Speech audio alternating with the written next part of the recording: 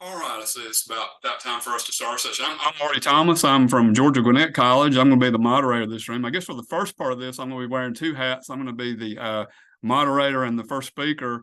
So I guess my topic's on hockey. So maybe I don't know. Maybe near the end of my time, maybe I need to have like a recording saying 1 minute remaining in the period. But let me see. Let me open up a few of my screens and I'll get going on my talk, and then we can go from there.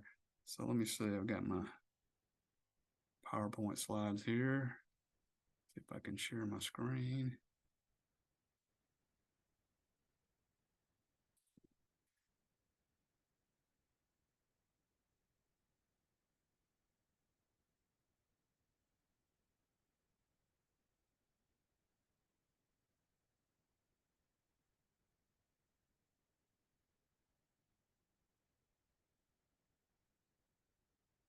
All right, so I said I'm Marty Thomas. I'm from the Department of Math and Statistics at Georgia Gwinnett College. But my topic is actually, if you read my talk last year, is kind of a sequel to it. It's really kind of for me a bit of a long-term project, a topic I've been really interested in for a while. The motivation behind this, the makings of an NHL champion, came from I'm a Tampa Bay Lightning fan, and it came from the 2018-19 season of the Tampa Bay Lightning. They had one of probably the best seasons in NHL history, obtained the most points till recently. I think the Boston Bruins upped up their record this past season, but more about Boston, I guess, a little bit later. But I think they went on at one point. They were on about a 17-game win streak without losing during regular time. And so in the first round of the playoffs, they were facing the last place lead, the Columbus Blue Jackets. My thought at the time was, it's in the bag. And I was thinking at the end of the first period of the first game, I think Tampa Bay was leading 3-0. And sure enough, I was thinking, oh, this is in the bag. But you know how the story goes. They wound up being swept in 4 games. Really kind of unusual type of scenario here. And so I got real interested in the concept of upsets in sports. And I think it's probably one of the reasons a lot of people are really interested in sports. It's really kind of a compelling story. I did a Google search on upsets in sports, and I got back almost 17 million matches on it. So I think it's a real interesting topic. We could probably have an all-day conversation to share stories on when our team has been upset, when they should have won. And probably, given I went to Georgia Tech, I would say probably if Georgia Tech would be able to beat Georgia this year, it'd probably be one of the biggest upsets in the century, probably. But so we could probably share stories both ways, I guess, or when our team's the underdog and when they're the David and Goliath story there. But so a little bit of now getting into the work of this. That's kind of what I did last year. Is I found a pretty good data source for here. One thing I really miss, I guess, it was kind of interesting. Brian's talk. I guess the issue of scraping data is really kind of a big challenging thing here. I really miss in R. There was an NHL scraper package that I really miss that hasn't been updated recently, but I really liked it. But let me see. Let me go over to the hockey reference, show you a little bit about this. Well, maybe before I get over there, I'll mention some of the data I used.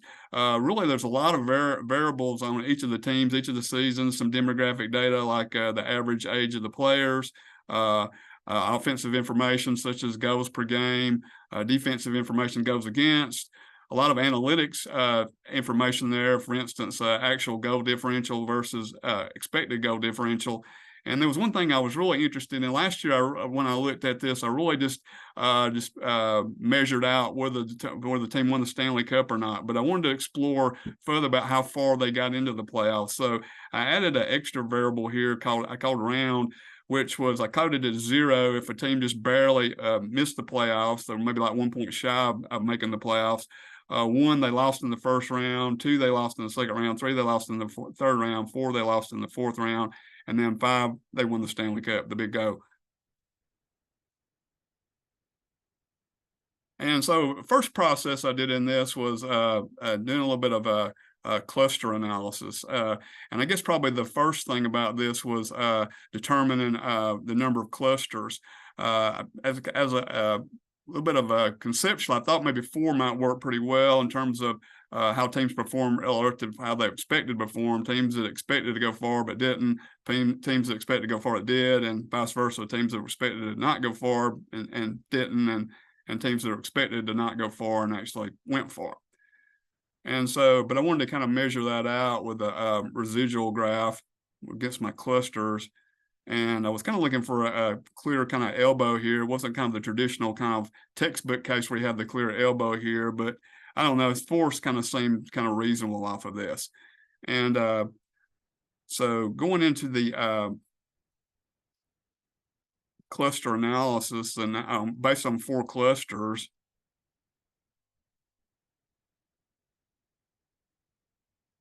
became interested in, I guess if you look back at this data set, maybe I can get out of this and let me show you a little bit about the hockey reference. Let's see here.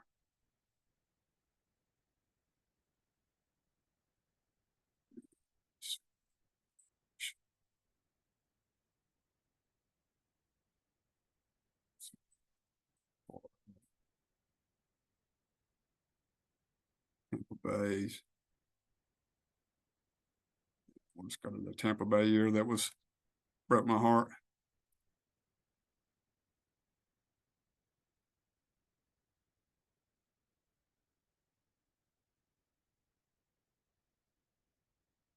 And so within this, told the results are they're swept in the first round, but a lot of the analytics I looked at, and it was a little bit different when I looked at last year.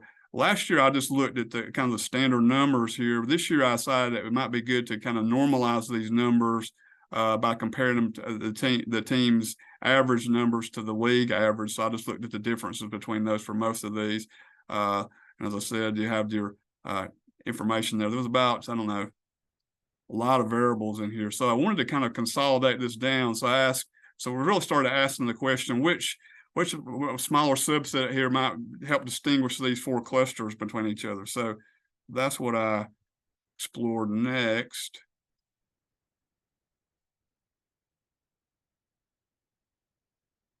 And really, I guess one thing I was interested in was there going to be really difference between these clusters in terms of how far they reached in the playoffs. And there really wasn't any statistical difference there, but just kind of a side note there, cluster 2 did have the largest sample mean for this, or in terms of how far they went, and cluster number 1 had the smallest, although that wasn't statistically significant.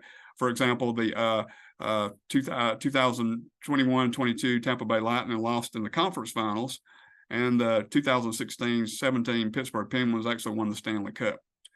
But some variables, there were 4 or 5 variables. I really was interested in kind of a mixture of variables, some offensive variables, some defensive variables, and some analytic variables that may pop up that may be useful, and ultimately trying to develop a neural network on this. So I looked at points obtained. That was one that turned out to be a statistical difference between the groups, and 2 particular groups that were different there. Cluster 2 wound up having the most points on average. Example there was the 2021-22 Colorado Avalanche that wound up winning the Stanley Cup that year, and cluster 1, which had the fewest points obtained on average. Example of that was the Florida Panthers from 22-23, and they wound up reaching the conference finals. Strength of schedule was another one that turned out to be kind of important. Cluster 4 had the highest strength of schedule. Again, let's see, Colorado Avalanche was an example of that, and the lowest strength of schedule was the LA Kings, that they wound up losing in the first round of the playoffs.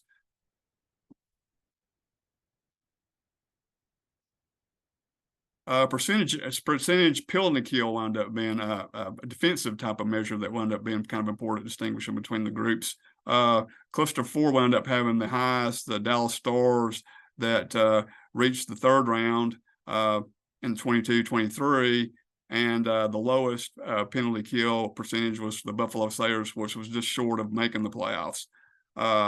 Shots on goal was another important one. Cluster 4 had the highest. Calgary Flames reaching round 2 was the highest there, and cluster number 3 was the lowest. Nashville Predators that fell just short of making the playoffs that year was an example of that group. In terms of save percentage, was another one. Cluster 3 had the highest. New York Islanders that were defeated in the first round of the playoffs last season, and the lowest save percentage was from the Florida Panthers last season, made the round 4. And then let's see, high danger scoring chances came from cluster 4, Carolina Hurricanes from last year, and then the lowest was from the Nashville Predators. And that was our groupings there. And then I started to build a neural network from that. Really kind of my ultimate goal I would like to do with this. I'd say this is kind of a work in progress for me. I think it'd be really useful type of information for an NHL team to maybe, as we reach the trade deadlines, to maybe in terms of personnel decisions, maybe to see which one might make the biggest impact on how far they're going to progress into the Stanley Cup playoffs. But last year, as I mentioned, I developed a model. Just the output here was really just did they win the Stanley Cup or not? But then I expanded upon that, really broke it up into 5 output variables in terms of what round you reached at the end. And so here were my output again with the round you reached, coded to 0, 1 for each of those. And then those earlier variables that I mentioned were going to be inputs: the points differential, strength of schedule, power kill percentage differential, shot differential, and save percentage differential, and then the high danger scoring chances. Some ways it worked pretty well. I guess one challenge out of all this, there's not that many data points in all this to kind of build a neural network. It's, I guess, maybe, like I said, it's just kind of some initial work with this. But it did predict the Boston Bruins from last year. They were kind of another shocker too this year. Actually, I think they wound up getting more points than the Tampa Bay Lightning did in 2018 and 2019, but they wound up losing in the first round as well. So I felt a little bit better about that. I guess the Boston Bruins could join us in that group of misery. And then but a weakness, I guess, out of this model is, there's only one team that's going to win the Stanley Cup each year. A lot of much of the analytics have only been developed recently, so I think I probably only went back to, although they collected data on state of Stanley Cup champions dating back to 1927, most of this recent information has only been available for about the last 15 years or so. So I didn't really have that many data points for the Stanley Cup winners. So there wasn't, the model really didn't predict many Stanley Cup winners. But let me see. My next slide here. Let's see. Well, before I get to that, let me show you what the model, the graph of this looked like. Let's see, I think I've got that. I had R running earlier. Here's a look of the model here. It can come a little bit unwieldy looking as all the spider webs are in here. I guess one challenge in developing a neural network, at least for me, is it's really deciding on the architecture, meaning how many layers do you want in your network and how many nodes do you want within each layer. And that might even be something I could play around with to see if I could get better predictability here off of this. But back to my slides. If you're interested in the R behind this, I did this all in R. In terms of doing cluster analysis, the Facto extra package is what I used. First thing you'll need to do is scale your variables, put them on the same scale, and then run a k-means on your scaled data frame, and then specify how many clusters you want. And then in terms of the neural network, running the neural network package there. And then the neural network syntax will consist of specifying your output variables and then tilde your input variables, what type of function you want to run. I'm probably most familiar with the logistics, so that's kind of what I stuck with. The hidden layers you want in your network, and then the data frame you use to run the analysis on. You can do a plot on your neural network that I showed, and then you can run predictions on a test data file using this command. And with that, I think that's the end of my talk. So let's see, I think I've timed it just about right. And so why don't I'll stop my screen share now. And build it up for any questions that anybody might have. Like I said, this is a ongoing work in progress. So any feedback or comments or?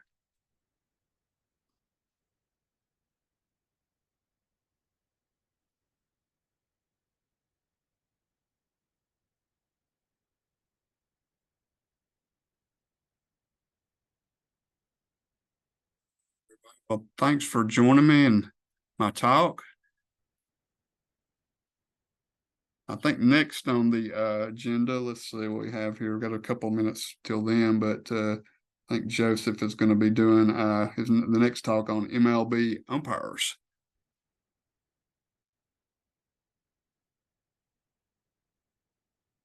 So I don't think I see, yeah, I don't think I see Joseph in the room yet.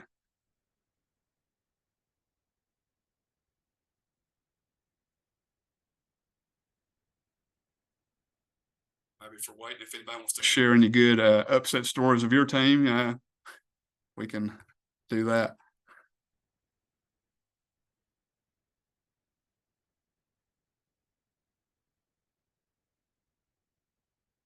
I guess just a question about, you talked about your model making predictions about 20, different, various playoff teams and things like that.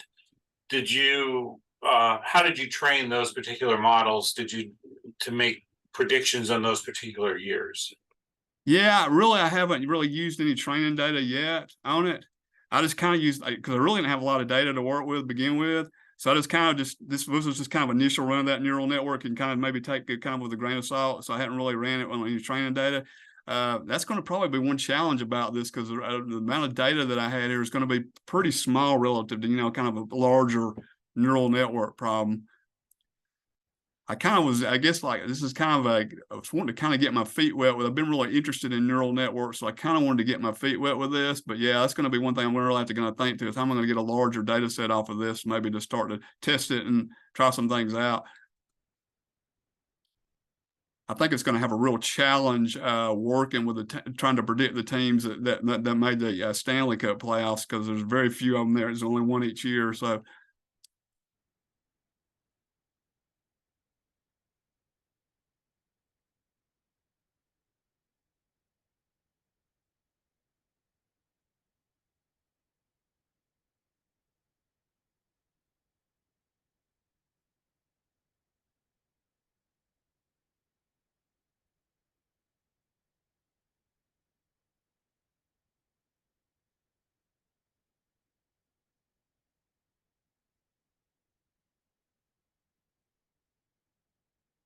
I was looking forward to Thanksgiving. I got a pleasant surprise this week, I believe. I was thinking at my institution, I was thinking we had to go Monday and Tuesday of next week, but I found out we're all next week. So I found out the other day. So I was pretty excited there. So a little bit of a break.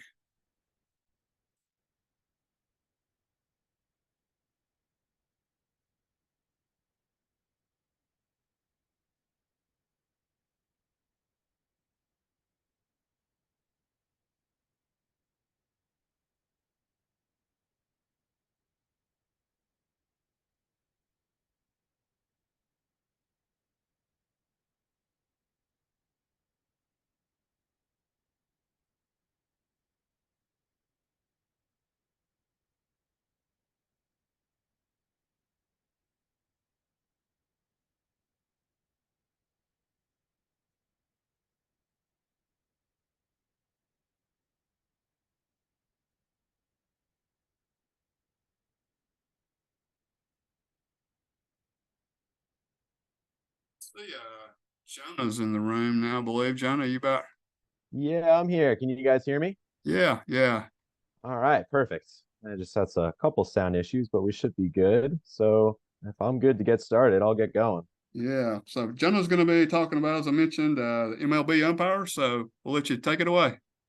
Yeah. All right. Got quite a bit of cover, so we're going to try to move quick here. Hi, for everyone that doesn't know me. My name is Jonah Soos. I'm a sophomore sport analytics major at Syracuse University. Also, vice president of the SU Baseball Statistics and Sabermetrics Club. So very involved with baseball, huge baseball fanatic, and also grew up a catcher. So I have a certain passion for umpires. So we're going to take a little bit of a deeper dive into umpires and their effect on the game of baseball. So goals for the project was first to analyze the variability and precision of accuracy during decision making, more of a general topic, utilizing MLB umpires as an excellent case study. Decided to look for trends and factors that may cause variability within pitch calling, and then viewed the magnitude of effects at the pitch and season levels. So for the data, what I did is I scraped the MLB API from 2021 to 2023, specifically looking for pitch FX data to plot incorrect calls and gather individual pitcher statistics, which we're going to look into a little bit later. Also utilized umpire scorecards for some umpire summary data statistics since 2015, and use MLB.com for various umpire-related information. So before I go into it, I need to acknowledge one study that's been done beforehand that was like a very big part of my research. Tango Tiger did an excellent study on the expected run matrix, and this is something that is going to be very heavily used throughout my research. What it does is it looks at the run expectancy values during different scenarios with runners on base and by count. So when you're looking at incorrect calls, what you can do is you can take the difference in count. Say you have an 0-0 pitch that is called a strike, but actually should be called a ball. You then can look at the difference in run expectancy values from a 1-0 count to an 0-1 count and use that to interpret basically what is the value of that missed call. So what we can do from there is look at that at a pitch level, we can look at that at a game level, and look at that at a season level through all of the accumulation. So defining our variables. A couple of things I wanted to mention, first being the strike zone. So before going into any of the incorrect calls, we need to talk about what the strike zone is going to be. Of course, we know the strike zone width. I added 1 ball length there just because normally pitches that are called strikes, the ball just has to cross the plate at some interval. Then looking at the heights, I use PitchFX's definition for a pitch top and pitch bottom. Strike zone top and strike zone bottom. Added a ball length again, same assumption that the ball has to touch that top at some point. It was not perfect, but it got a majority of them correct looking at them over the course of the season. So the error is pretty negligible in comparison. The variables that wanted to define real quick, an incorrect strike is a called strike that is beyond 1 ball length of the strike zone. So again, it's something that's called a strike that does not touch the strike zone at any point in its flight path. Incorrect ball, same thing. With this time inside the strike zone, that is called a ball and is touching that line at some point on the inside, on the top, on the left, or on the bottom. So that's kind of how we describe the incorrect balls and strikes. Then there's impact. What impact does is it goes back to that Tango Tiger study and looks at the run expectancy values. And that impact, it accumulates it for, again, game level, season level, and pitch level. And we're going to use that to, it's going to tell us the difference between that correct count and the incorrect count that was called. Then finally, favor. Favor takes a non-absolute of impact. Impact just takes all of the change. Favor takes the actual favor of the change. So, getting a 1-0 count compared to an 0-1 count gives the pitcher favor. Getting a 0-1 count compared to a 1-0 count gives the batter favor. So those are going to be positive and negative values based on that. If it's a 1-0 count versus an 0-1 count, it's going to be positive favor for the pitcher. If it's going to be an 0-1 count rather than a 1-0 count, it's going to be negative favor for the pitcher. So that's kind of how we did that. And then to look at a couple things since 2021, 83,000 incorrect calls, which seems like a lot, but about 4.12% of calls. So about 4 and change out of 100 pitches are incorrect. The total favor of 976 actually ends up evening out on the game level to where it's pretty negligible, but the impact of 1.62 runs per game are impacted at the major league level, which is very significant considering the amount of 1-run games that we see. A lot of those can be overturned, which we're going to talk about in a little bit. So looking at the umpire analysis was very important. I wanted to look at basically see, is there a reason why certain umpires are more accurate than others? So I looked at the favor per game, which we just described, as well as impact per game. And you can see that there's no real correlation. It definitely increases because the two are collinear. So that makes a lot of sense. But interesting to note that people in that purple group tend to be in that top right, basically meaning they have more impact and they have more favor towards the pitcher. while people in the yellow group tend to be lower on the left. Again, it's not perfect. There's no major assumptions that can be made from this, but the graph on the right, there are some pretty significant impacts. So what I did is I did a cluster analysis on all the MLB umpires looking at experience. Again, you can see where those are on the right-hand side of the screen from 0 to 5 years to 20 plus years, and then did a correlation test and plotted it to see, well, all right, does experience have some sort of impact on impact per game? The answer was very surprisingly yes, and there's quite strong statistical significance to indicate that there is some sort of impact that umpires can have, that experience can have on the umpire pitch calling tendency. So again, you can see that yellow group primarily on the left, pretty spread out, but that bell curve kind of comes in the middle, and you see a significant increase until you get to those 20 plus years, which you see some very high outliers on the top. So very interesting to note that it seems like umpires kind of hit their peak in the middle a little bit. There's less variation, but they are statistically more accurate when they have less experience, which may come down to, different techniques to train umpires more recently. So looking at the game and season level, this is research that I previously done, so I'm going to kind of fly through it. If you want to look more, check out my LinkedIn or my Twitter. It's posted on both of there. So what is an umpire overturn? An umpire overturn is basically when the favor for a team is greater than the actual run differential. There have been about 284 occurrences, 2% of games from 2015 to 2022, and you can see the yearly distribution on the right.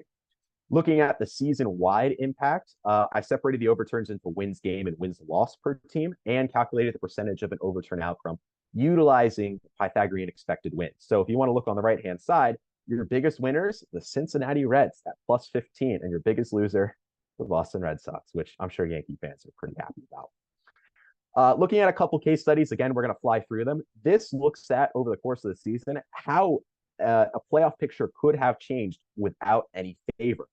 First one, 2019, not anything too significant here, except for the division race between the Nationals and the Braves. Again, the Braves had 4 games in real life on the Nationals, but without any favor, there's about a 32% chance that the Nationals actually win the division, which they ended up going on and winning the World Series from the wild card. So it may have made things a little bit easier for them.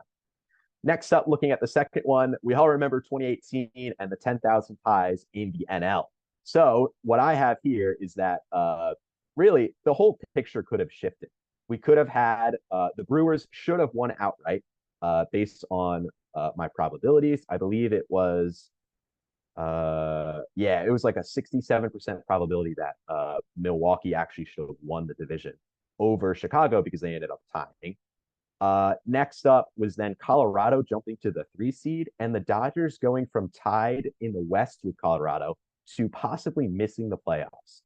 It was a very, very low possibility, but again, there's about a 14% chance that the Dodgers could have missed the playoffs in 2018. So pretty significant enough to talk about. And finally, the third one we're looking at is just a little bit of wild card mix-up in 2016, where there was about a 17% chance we could have a 3-way tie with, I believe, the Giants being the one that would have been eliminated. As just like an interesting tidbit, and you can look at all the probabilities on the bottom right.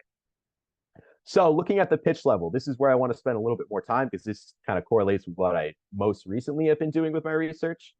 What I decided to do here was analyzing the pitcher umpire impact. So how does a pitcher and their pitches change based on umpire tendencies? So I found probabilities for umpires to call incorrect balls and strikes based on location and pitch type. Basically, it would tell me if a pitcher throws a ball low and away, how likely is it to be called a ball or a strike, or an incorrect ball or an incorrect strike. Then I looked at pitchers. How often do they tend to throw their pitches in certain situations? How often do they tend to throw them in certain locations? So Corbin Burns is an excellent example. We're not going to see him on here, but he's someone that throws his cutter a lot, and he gets a lot of missed calls on it because he tends to throw it up and away from righties, up and into lefties. Umpires have a really tough time calling that pitch, and a lot of them have very high probabilities for having a missed call in that situation. So that's kind of an example that we can look at there. Then what I did is I used the previous umpire statistics that we kind of created to see what pitchers were most positively and negatively impacted based on that favor and impact. So let's first look at strike ball discrepancies. What you're going to see here is I summarized everything on a per 100 scale.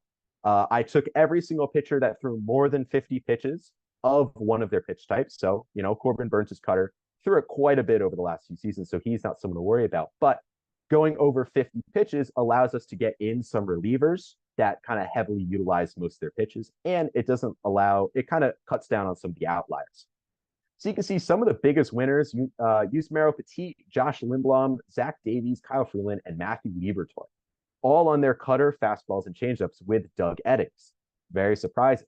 Doug Eddings is someone with 25 plus years of experience, but has a tendency to favor and have a very, very big zone. And that can be seen here. Per 100 pitches, Eddings is projected to call about 3.93 to 3.71. So almost 4 more incorrect strikes than incorrect balls. So that's almost gifting 4 pitches to the pitcher when that all nets out. Then you look at the bottom and you're going to see some of our losers. Big ones here, Erasmo Ramirez, Tyler Clifford, Seth Martinez, Rafael Montero, with the umpires being Alan Porter and Adrian Johnson, mostly on fastballs and sinkers.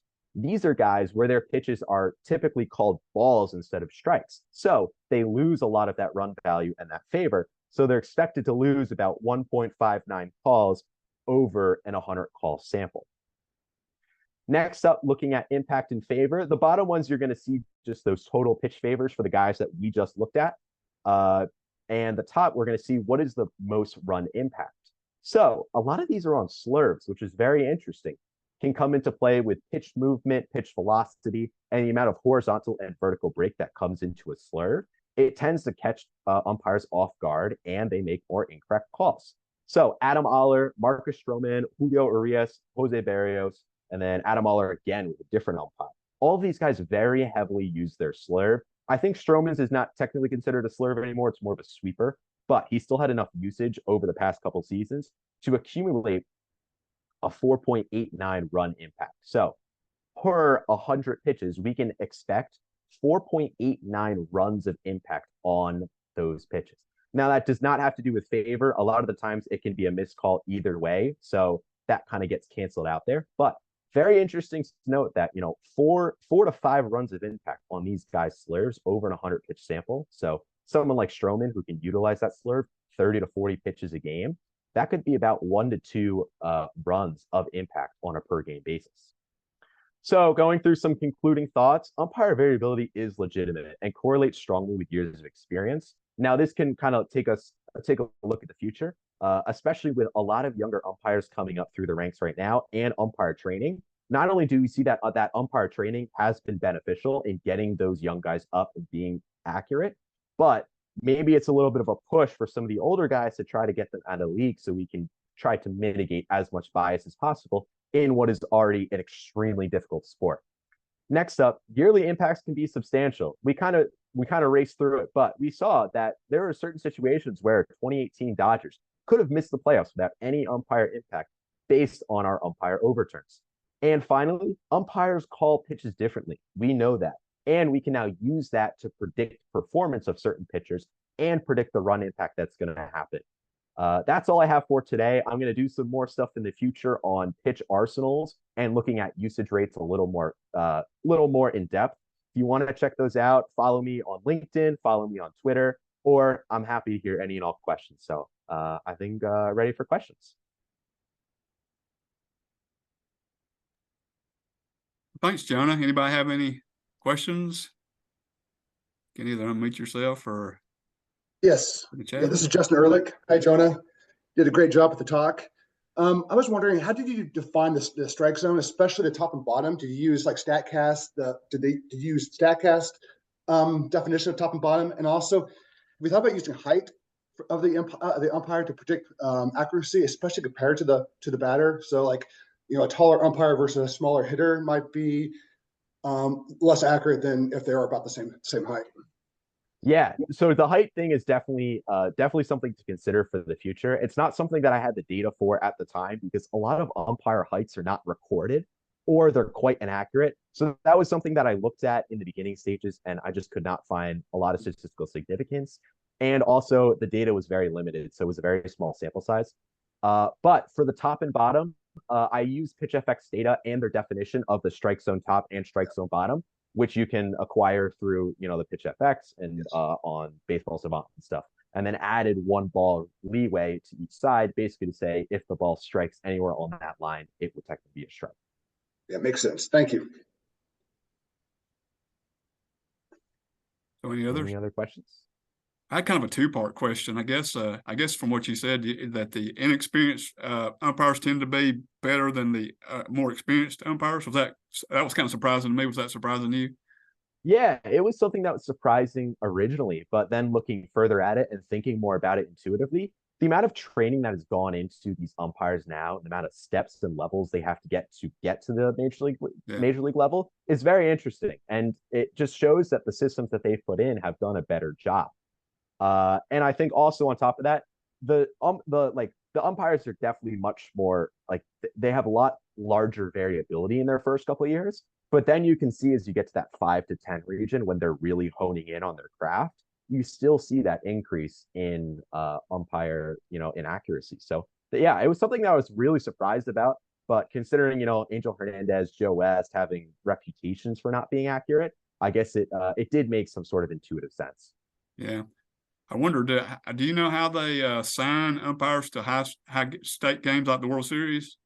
Do they have a procedure for that? I'm not really sure. Yeah, it has to do a lot with experience and, it's like umpire crews. They pretty much evaluate the umpire crews over the course of the season and ones that have had prior postseason experience. And if you're good in the postseason and you're good over the regular season, they normally have to. So it's a lot of older umpires, but they definitely get some young guys in there, some younger crews. I mean, we saw the perfect called game last year in the World Series. So they're definitely I didn't look as much into playoff, but it's something that I look at in the future. Yeah, it seems like given what you found, there might be more of a push to put more younger umps into the high state games. Given what you found out. So let's see, got about a minute or so left. Any other questions, comments? Just real quick, I guess, related to you said a couple names of bad umpires. Are you able to align those with that graph that you showed us earlier? Like, who's that worst one who's way up on the top there? Yeah, I'd have to look back in the data real quick. I can see if I can pull it up, but it was, I think Joe West was like one of the top 3. Angel Hernandez was surprisingly good, but I'm gonna run back, just check.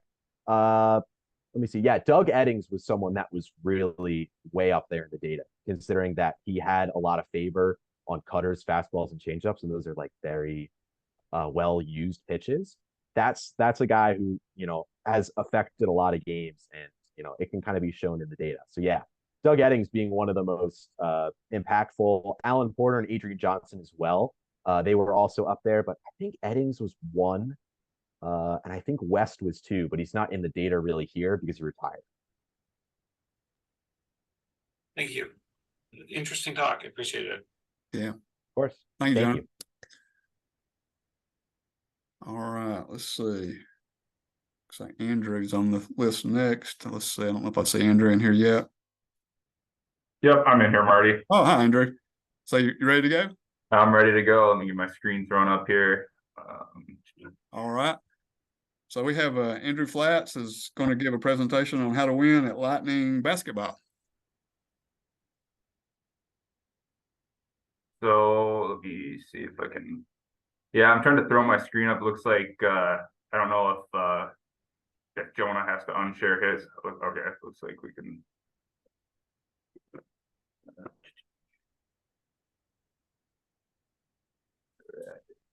we go. All right. Are you able to see my screen okay? Yep, I see it. Perfect. All right. Well, I'm Andrew. I'm here with Lezlie. We're from the University of Wisconsin, River Falls, and our presentation is about how to win a basketball game called Lightning. So this has been an ongoing project that we started working on back in early summer, and we will continue to work on it through the spring as well. So for now, we're excited to share with you our findings so far. So what is lightning? For those of you who may not be familiar, lightning, also known as knockout or elimination, depending on what region of the country you're from, is a basketball mini game, so to speak, that is played with a line of players and 2 basketballs. And so the objective of the game is to eliminate the player in line in front of you by scoring a basketball by scoring a basket before them. And so the last player remaining, i.e. the player that did not get eliminated, is declared the winner. So if you look at the image on the right, you'll see the first 2 players in line, starting with the basketballs, those little white specks representing the balls. And so player 1 shoots first from the free throw line, followed by player 2. And if a player misses their shot, they grab the rebound and can shoot from any point.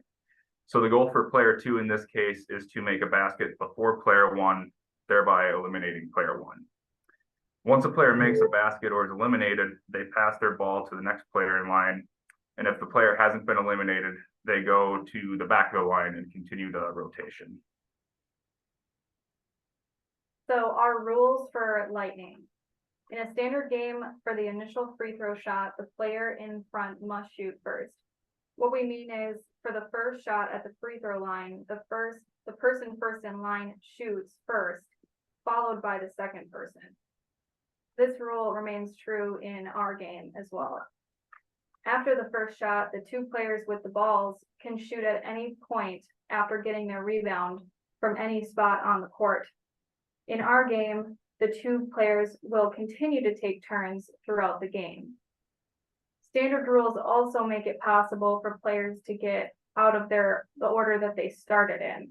For example, if the first player makes a shot and the second player makes a shot immediately after that, then the second player can run back to the line quicker than the first player, therefore disrupting the order.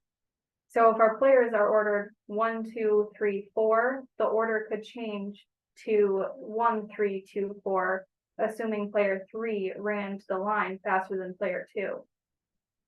Because the shooters in our game continue to take turns, it's impossible for them to get out of the original order. So they would remain in the order 1, 2, 3, 4.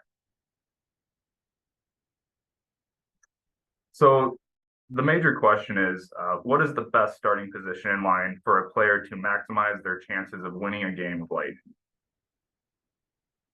And so in order to answer this question, we must establish more assumptions so that we can isolate the variable of starting position and focus our analysis on this aspect of the game. And so in a typical game of lightning, players usually don't have the same skill level. Some players are much better than others at making baskets. And these differing skill levels affect a player's probability of winning before starting position is even considered. So another assumption we've established is that all players have the same skill level. In other words, all players will have the same shooting percentage, which is the number of baskets made versus the number of attempts. Long shot and short shot percentages will differ though. That is, the likelihood of making a shot from the free throw line will differ from the likelihood of making a shot from a shorter distance than the free throw line.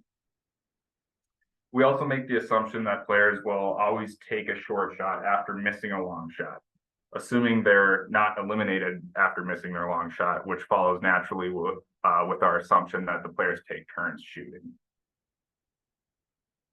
And so with all of our assumptions established, we can break up the game of lightning into different game states, and we can track the probability of moving from one game state to another. As you can see on our directed graph, we have 7 total game states. The 2 game states in green are absorbing game states, meaning that once we reach those states, we don't leave them. The game is done and one player has won.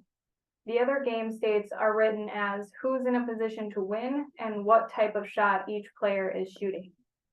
Within the directed graph, we've labeled our 2 players as player 1, player A, and player B. And the LS is an abbreviation for long shot, and SS is an abbreviation for short shot. We've weighted our directed graph using variables P and Q. P represents the probability of making a long shot, and Q represents the probability of making a short shot. we can use this graph to simulate a game. For example, if we start in game state, when we start in game state 1, where player A and player B are both shooting long shots, say they both missed their long shots, then we are going down to game state 2. And the probability of this happening is P minus 1 squared. Both players are now shooting a short shot, and let's assume player A missed and player B made their short shot. So then we can get to game state 7, which is B winning, and the probability of that is Q times 1 minus Q. And that's just an example of a very short game, but we could go across this entire graph and simulate a longer game as well. From here, we took the values on our weighted graph to create a transition matrix. Our matrix is structured where each row represents a game state and each column represents a game state. So each entry represents the probability of going from one game state to another. We are moving from the rows to the columns. For example, the probability of going from game state 1, which is both players shooting long shots with B to win, back to game state 1 is P squared, because both would have to make their long shots in order to go back to game state 1.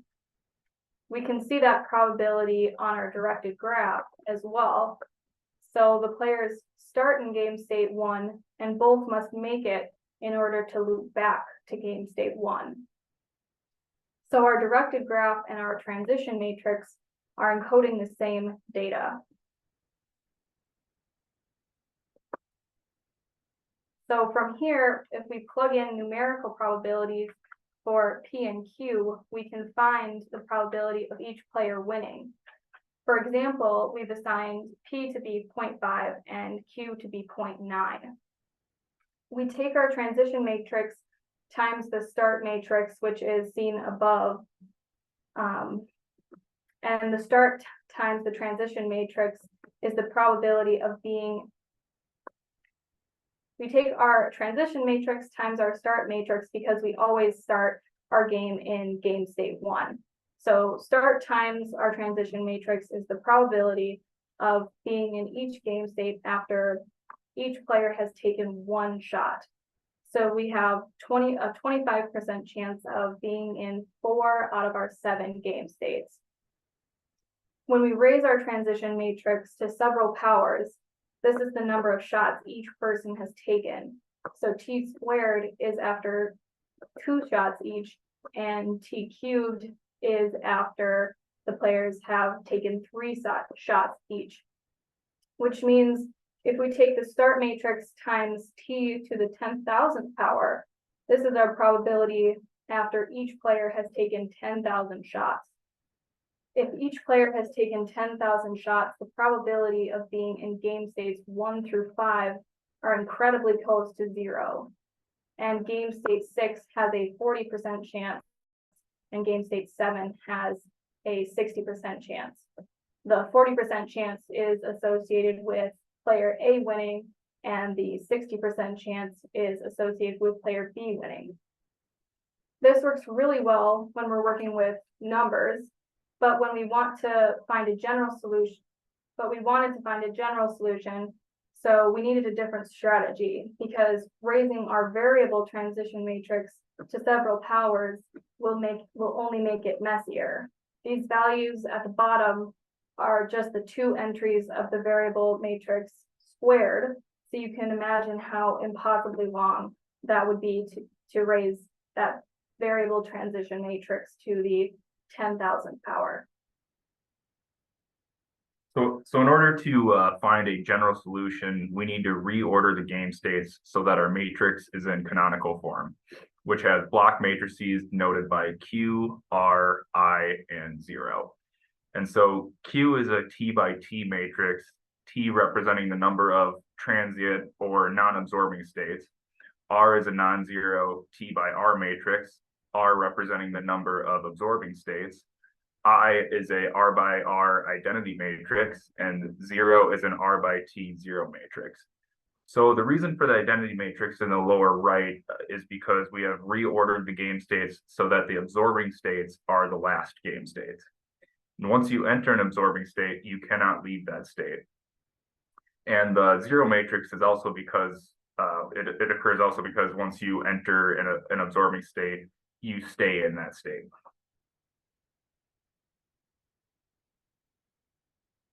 We can use this canonical form to apply probability theory so we can find the limit even considering our variables P and Q. We find an n value, which is the inverse of the identity minus Q. Then we take the n value and multiply by R, which gives us the matrix B. The resulting B is a 5x2 matrix that you can see on the right. Each component is representing the probability of ending in absorbing states 1 and 2, given you started in game states 1 through 5. Our absorbing states 1 and 2 are also our previously labeled game states 6 and 7. Although we only really care about the first row because every game that you play, you're always starting in game state 1. So our general solution for the two-player case is the player A winning has a probability of -1 over P minus 3, and player B has the probability of P minus 2 over P minus 3. Now with cases of more players.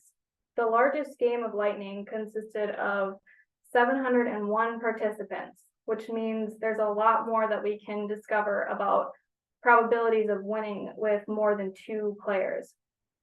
We are currently still investigating games with greater than 2 players, but what we do know is that the game states of a game with n players is 6n, with n being greater than or equal to 3. And we also know with greater than 2 players, we also know that games with greater than 2 players are structured differently, where the absorbing states are when a player is eliminated rather than when someone wins. So once a player is eliminated, you essentially start a new game with n-1 players. Additionally, we can go back to our assigned probabilities of P equal to 0.5 and Q equal to 0.9, and we can get that the 3-player case winning probability is A equal to 27.5, B equal to 33.1, C equal to 39.4, and the general solution for the 3-player case is definitely not as nice as the solution for the 2-player case. So looking ahead, we would like to obtain a general solution for the 3-player case. And we've computed the probability of the first player in line getting eliminated, which resulted in a rational expression with polynomials of degree 10 or higher. And so we decided to save you the pain of seeing this terrible rational expression.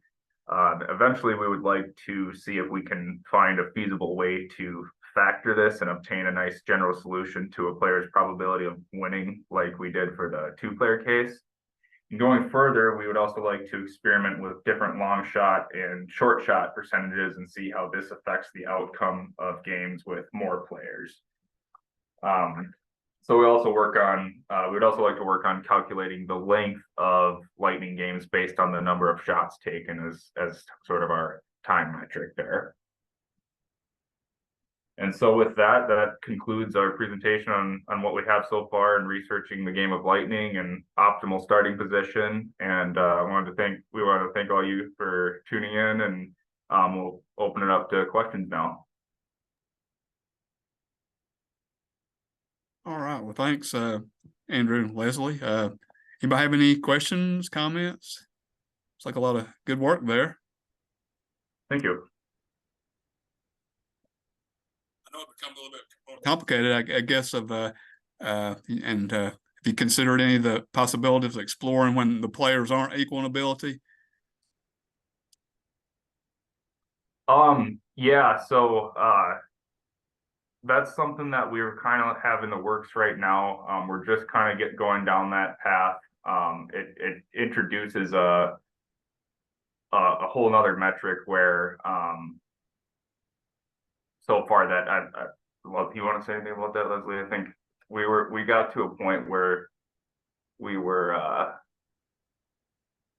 don't remember how far we got on that one. I think we ran into problems when trying to evaluate it using our N matrix and our R matrix in Yeah. terms of having 4 variables rather than 2. Yeah, it seemed like it would add to the mix a lot to your variables you got going on there. Be kind of cool though if I knew somebody was a lot better than me. I could have a strategy I could use to benefit myself. Right. Definitely. Any other comments?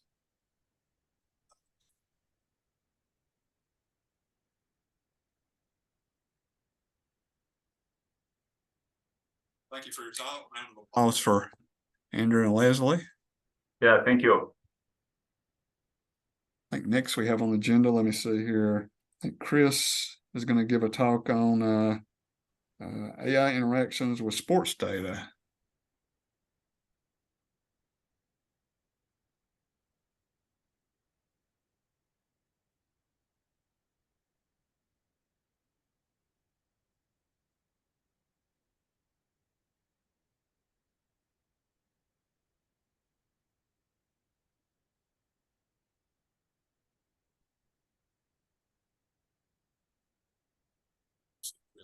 Yeah.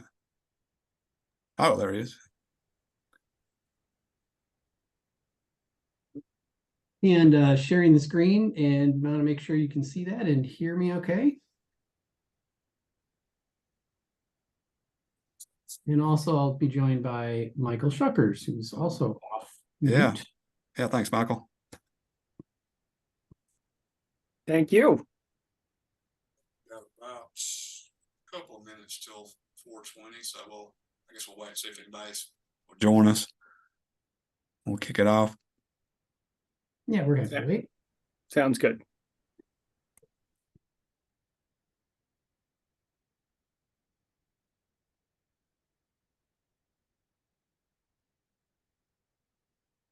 I said 4:20. I'm still on Eastern time. I guess 3:20 for us, but I have to subtract an hour from my watch.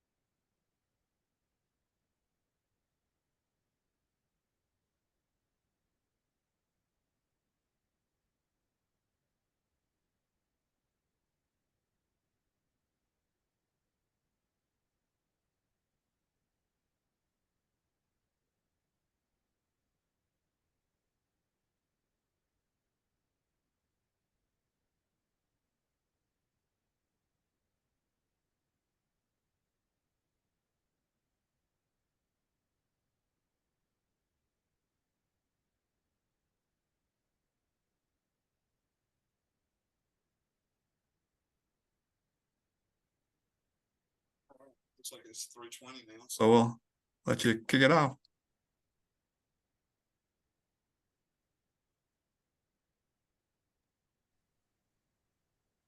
Great. Well, I'm going to start and then I'm going to pass it over to Chris. Can you hear me okay, Marty? I can. Come in. Awesome. Good. So we're going to talk today about some artificial intelligence type interactions with sports data, and with a focus on some fantasy football stuff that Chris and I have been doing for a while. So Chris and I started this project a little over 12 years ago. And back at that time, in terms of fantasy football, the question was how to, if we think about player ratings, how to adjust for sort of the strength of schedule that a player appears. And we've thrown up here some of the top fantasy players way back in 2012. And some of you might remember those. And so back then, we published a paper, Proceedings of an International Sports Conference, on trying to do some prediction of fantasy points and some methodology that we had there. Next, Chris. So our model was really that we wanted to target the fantasy points for a player in a given week. So we knew the player, we knew their position, we knew what team they were on, their opponent, the type of surface, even thinking about something like targets or touches above average in a given week.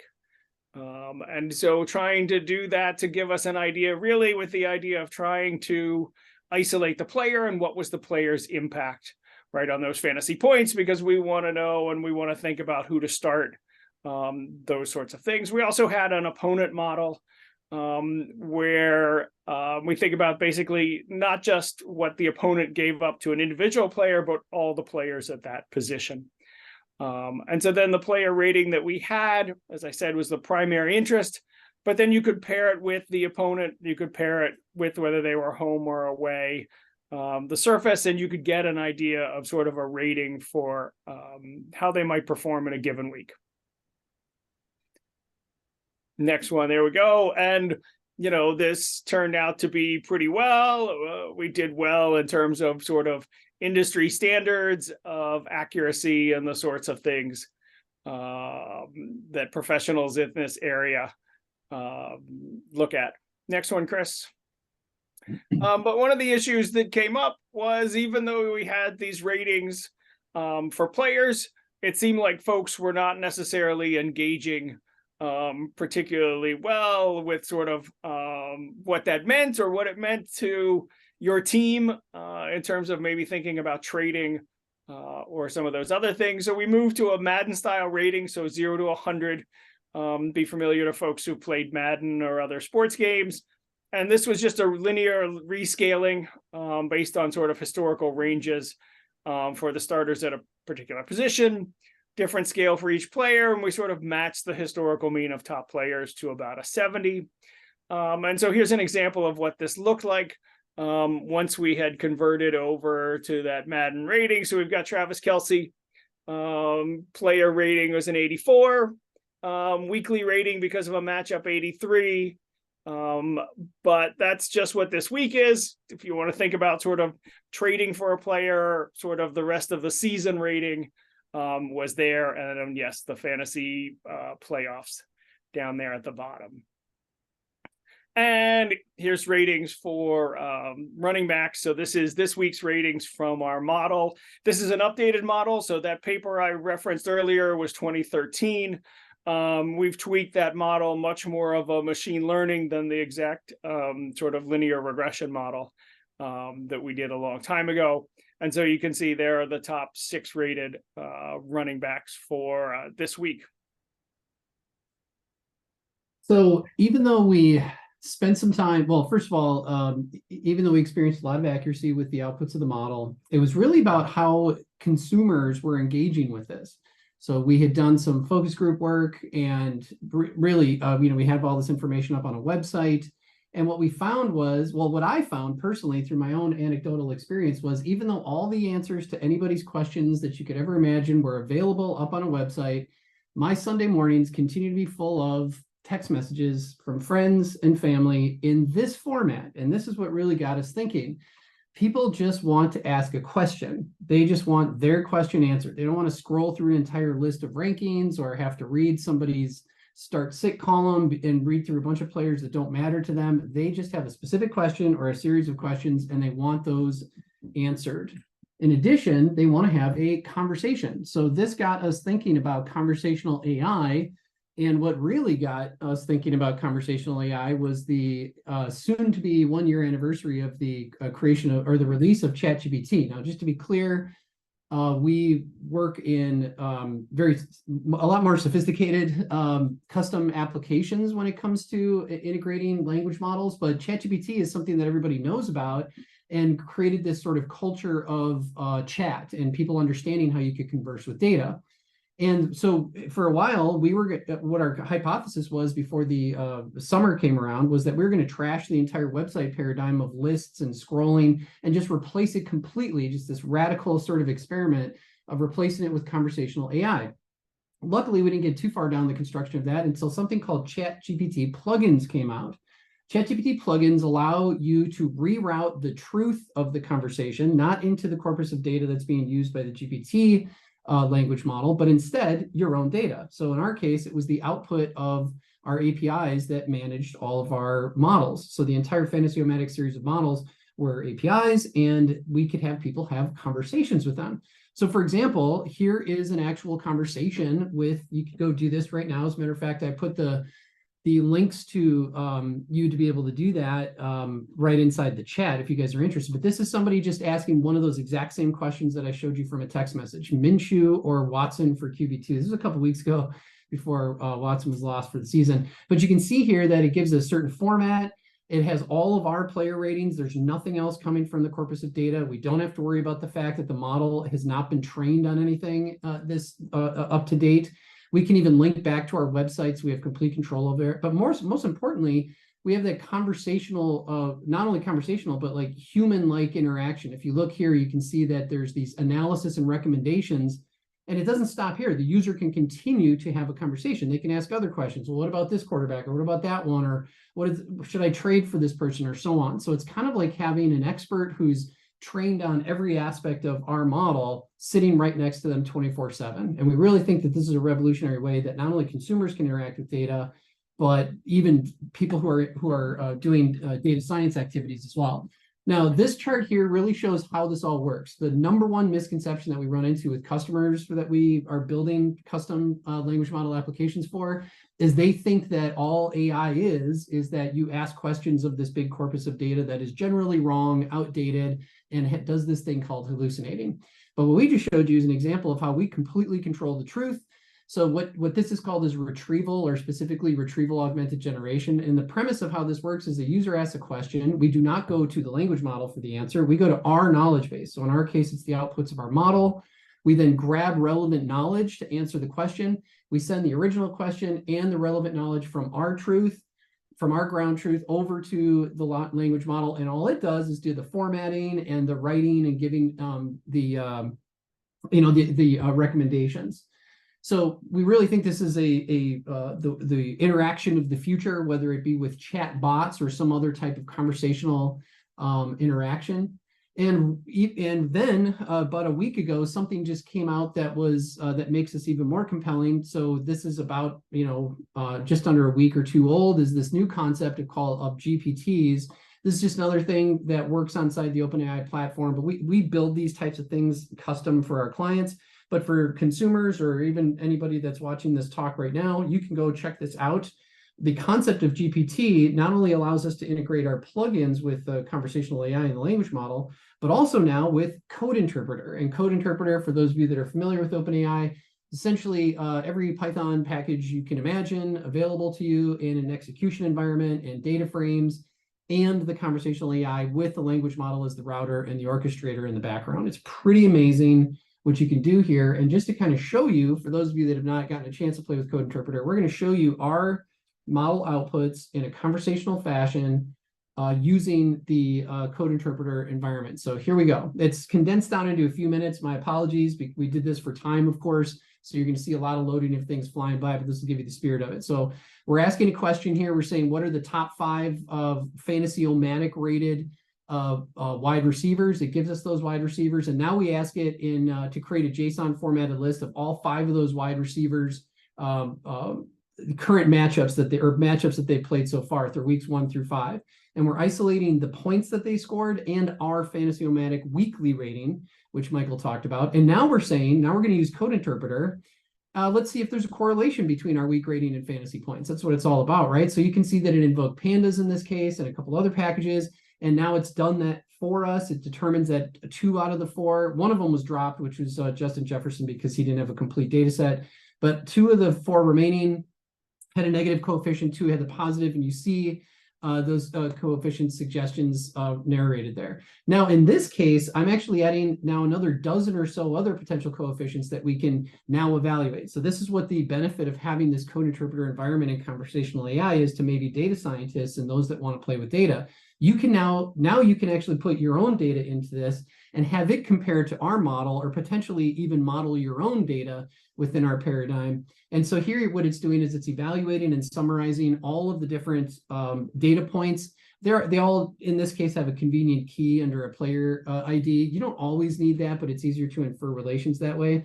So here you see a summary of some of the different correlating factors. And now we're asking it, okay, based on these, besides our weekly rating, are there other values that should be considered that will be more favorable to the output of scoring more fantasy points? And now we're invoking the entire code interpreter orchestration and all of the potential packages available to us.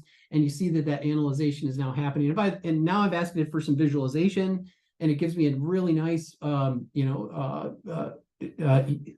chart here. I'm going to ask for a couple more in a second. It gives me the full breakdown of what we're seeing in that bar chart. And just for kicks, I said, let's get a couple more. So it goes through all of its different visualization libraries and comes up with a heat map correlation.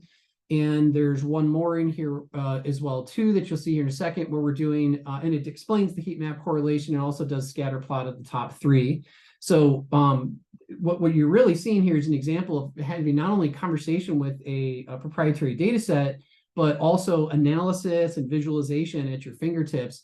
And here we're actually saying, okay, well, I'd like to take it out of the GPT, and instead I'm going to go create a notebook. So give me the steps to set up the notebook, reveal all of the code that I need, let me copy and paste it so I can take this into VS Code or into Colab or something like that. Additionally, then just for giggles, we said, can you also actually recommend some potential other modeling techniques now that you've seen all the data that we have at our disposal? And it comes up with a ton of different suggestions. And then finally, at the end, we say, can I download a copy of all the stuff that we've done here? Because I want to go make a report out of this, and it does so at the very end. So, so again, just a different way to use language models, specifically language model AI, to be able to interact with any kind of data. The core portion here is you control the ground truth when in these interactions. That is the #1 misconception out there in the world. We're just here to tell you guys that you can have these interactions. I put into the chat the links. If you're a current ChatGPT Plus member, you can interact with these at no additional cost. If you're not, you might have to wait a couple of days because they've had so much demand for this thing since last week. They've put new subscriptions on hold. But not only can you interact with what I just showed you, but also the paper that Michael alluded to that we did in 2013. You can also go have a conversation with the paper and find out all the details about what our approach was, and even throw some of your own data at it. And because we have Code Interpreter turned on for our paper as well too. So have some fun dissecting that, and hopefully for the first time getting to know the Code Interpreter experience. And Michael, at this point, I'm going to throw it back to you for one more minute of just sort of wrapping this all up. Yeah. Chris, thanks so much. I think the problem that this solves, as it says on the slide there, is really how do decision makers make sense of the numbers that they're given in a way that's interactive to them. I had a conversation in the spring before the NHL draft with a team that was feeding some of the data from their scouts into ChatGPT at that time. I think they were nervous at that time about making it available and having it be harvestable. Whereas now in this, in this GPT format and with these plugins, right, it can control who else has access. And so I think there's a lot of possibilities there for much more conversational questions.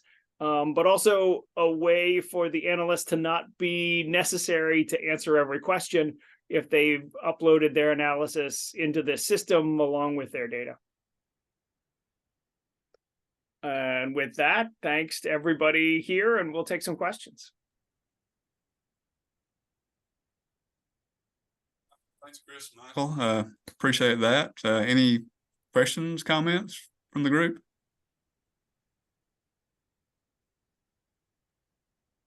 Looks like you have a really interesting platform here. I'm really kind of intrigued by the possibilities AI offers us. I know our faculty are having a lot of discussions now, especially the English faculty, kind of the good, bad, and ugly about students using it kind of as a cheating tool and all that.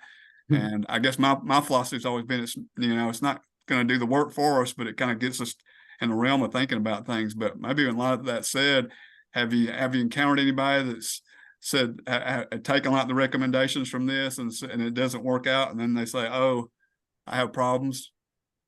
Not any more than any other fantasy football analyst probably does. Yeah. But yeah, we have a lot of people that are pretty addicted to this approach. It doesn't necessarily take any of the fun out of it. We find people are either trying to validate decisions they were already trying to make already, or they just want to have some confidence that they're making the right decision when they have, something kind of close. So this seems to be a tool that gives everybody the confidence, no pun intended, necessary to make the right choice. And while this is a fun example of integrating AI with proprietary data, Michael and I collaborate, and we do this for corporations all the time. We do business implementations of this, and in a lot of those cases, we're using open source language models, which I'm not sure if folks realize even exist, which means that you can have this entire interaction completely behind your own firewall.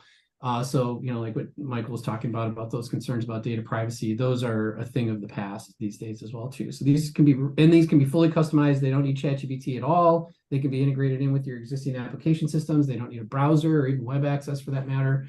So there's all sorts of really fascinating ways that people can interact with data this way. And I think by next year, I think most people will have a relationship with this type of interaction because of the way that it's evolving so quickly.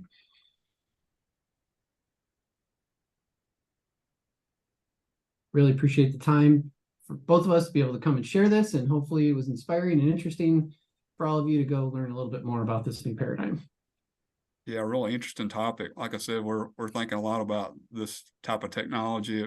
A lot of higher education places are, I believe, or whatever. I think unfortunately maybe going the mode where it's like, we don't want to do this for the problems or whatever, but I think it's here to stay, and so let's use it in the best way possible. Well, let's not forget that when calculators were first made available, yeah. teachers protested and did Right. strikes outside the front of schools to eliminate those from the classroom as well, too, and that turned out okay for everybody. Right. Yeah, putting my educator hat on, right? I mean, I think it's going to be a tool we use, and we've got to get our students to be smarter than the AI. I think the problem we're experiencing right now, like programs like Turnitin or whatever, is identifying stuff as being AI generated when it's actually not, and all that. So I think it's the flip side of the problem, it seems now. Yeah. Yeah, my wife is a elementary school educator, so we have some very spirited discussions about this on both sides of the topic at the dinner table all the time. My thought is it will likely change the way we teach students to have a more interactive approach to this. You already see some of the AI education tools. Instead of saying, "Hey, write me a paper," it says, "Hey, well, now that we can interact with this, let's have a conversation about this." And you can actually test the student's knowledge while informing them at the same time. So I think once people kind of wrap their head around what learning looks like with tools like this, everything's going to level out, and it may actually, and I believe it'll give students a better opportunity to learn even more than they can now. Yeah, I think so too. So we'll see. But thanks everybody for your attention, and looks like we're hitting our post, so we'll go join Russ in the general session right now. Thank you, everyone. Thank you.